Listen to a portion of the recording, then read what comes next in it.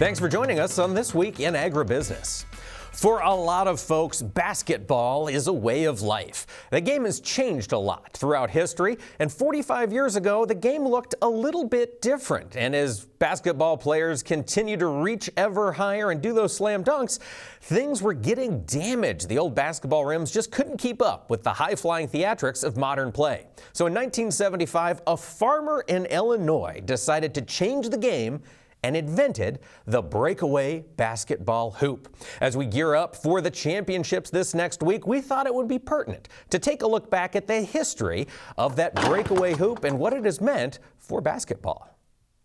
My father was raised farming with his family when he was growing up. As time went on, he got into the elevator business, was a manager for quite a few years, but he was raised as a farmer.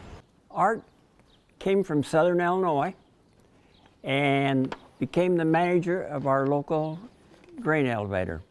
My father was on the board at the time, and we went up there regularly in the winter, maybe grab a cup of coffee, or something, and got real well acquainted with Art, and just became good friends.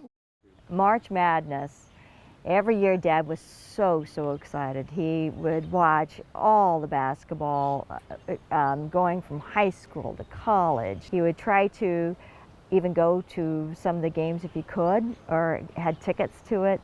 Him and Mom, he would just pack the car up and go for a weekend sometimes and go.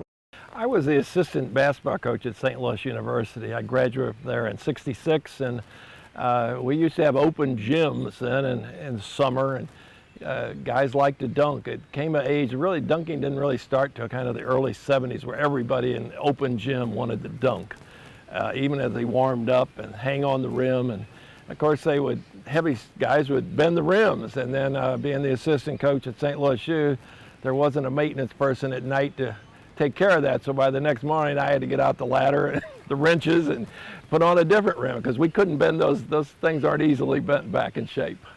It was Art's idea. He said, that's just not quite. It shouldn't be that way in today. So he said, we ought to try to figure out some way to make that better. And he said, well, we've found this spring that we've put in this, and I'll bring you down one and bring you down a couple. Actually, he probably brought me, it seemed like about 3 or 4, and he said, try to put these on in places where guys are playing in gyms and see what their coaches think. We use the shop here, and I help him find different kind of springs, and we use the shop here. We cut the springs and we grind the springs, and we'd put it together here and find out that wasn't going to work. We tried a lot of trial and error, really. The initial report from most of the coaches was the players didn't like them. They were too loose. I reported back to Art, and he said, well, we got to get a stronger spring than we had. Something that takes all that play out of the rim. Dad would work all day, and so in the evenings, that's whenever he'd work on this project on the hoop. And he calls up and he said, listen, I need for you to drive to Greenville, I think it was, to the John Deere implement store, and you need to be there by such and such time before they close and pick up this box of springs. And I said, Dad, I just got my license. You know what? I don't even know where Greenville is. And he hung up the phone. First of all, he says, you know what? I don't care. Get in the car, get your sisters in the car, find a map, go and get these. We cut a lot of springs up and ground them to get them the right length, we thought. That's where we spent all the time. But these springs and that bolt to it finally got to be the one that he worked on. Here is a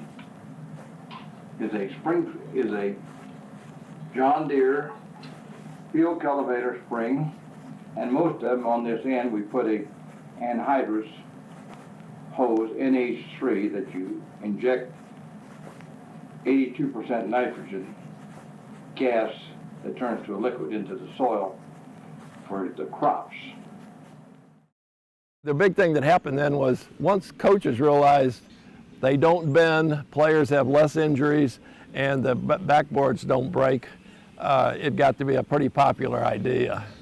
And of course, manufacturers were going ahead and producing them. Art spent a lot of time now, after it was built, hauling that around to get that patent. And then, I didn't know it, but you have to protect your own patent. It was a great run for Art. We had a lot of fun, a lot of conversations calling me about, did I see this rim and how did this coach react and this react, and then what in the stores, who was selling pull down rims, what brands. So it was a long process, but he pulled it off. Farmers, as a rule, are, they got to think outside the box. And he was one of those guys that could do that and had a lot of good ideas. He really did. Great guy, great guy. My father is an amazing man. He really is amazing. And so it's interesting for a normal person to do something that really made a difference. That slam dunk is all because of my dad. Our thanks to Illinois Farm Bureau for helping tell that great story. Remember, next time you see somebody going in for a high-flying dunk, that hoop is saved due to the ingenuity of a farmer from Sangamon County, Illinois. Folks, don't go away. We'll be back here with more on This Week in Agribusiness.